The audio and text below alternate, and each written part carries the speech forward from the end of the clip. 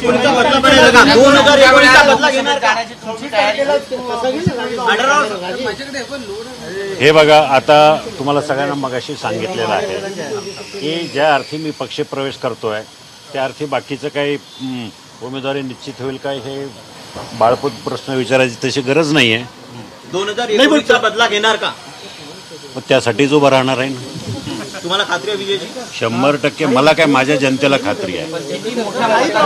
मी माझं जे कॅल्क्युलेशन आहे, मी आजपर्यंत ज्या निवडणुकाला जिंकलो आहे, काही नसताना पहिली निवडणूक 30,000 मतांना जिंकलो, दुसरी 1,80,000, तिसरी 3,03,000. चौथी निवडणूक सगळ्या निवडणुकांचे रेकॉर्ड तोडतील अशी मला अपेक्षा आहे. सर, खेडमधून थोडासा विरोध होत होता. काही सांगायची गरज नाही, त्यांना सगळं माहिती आहे.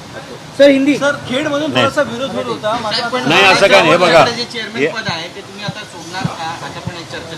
नाही, काही गरज नाही ते सोडायचं. त्याचा आणि ह्या उमेदवारीचा किंवा निवडणुकीचा काही संबंध नाही. राहिला प्रश्न तुम्ही काय विचारलं, थोडासा हे बघा, विरोधाचा विषय असा आहे की विषय असा आहे, आम्हाला सगळ्यांना, महायुतीतल्या सगळ्या घटक पक्षांना, देशाचे पंतप्रधान नरेंद्र मोदी यांना तिसऱ्यांदा पंतप्रधान होण्यासाठी अबकी बार 400 पार ही संकल्पना केंद्र पातळीवर आणि राज्यामध्ये मिशन 45, मिशन 48 हे राबवण्यासाठी आम्ही सगळे मतभेद बाजूला सारून एक दिलानं कामं करणार आणि सगळ्या ठिकाणी उमेदवार निवडून आणणार. अजितदादांनी पळवला असं म्हटलं जातं. नाही, असं कुठलं काही म्हटलं नाही, कोणी काही म्हणत नाही तसं.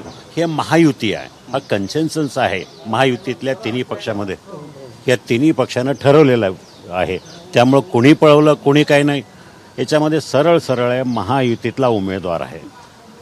ठीक आहे. पाटील यांनी पण विरोध केला होता. ते झालं ना, सांगितलं, त्याविषयी बोललो मी आता. Thank you sir.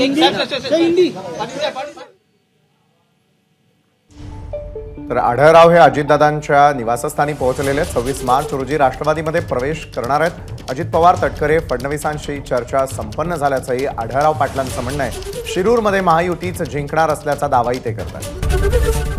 एबीपी माझा, उघडा डोळे बघा नीट.